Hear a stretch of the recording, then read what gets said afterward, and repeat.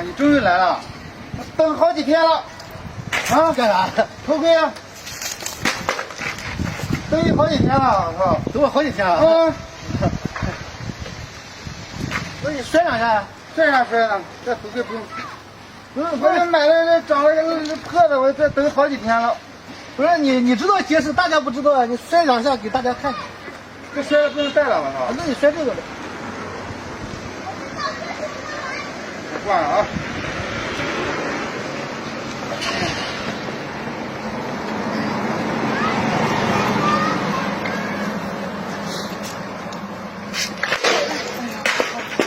大了我。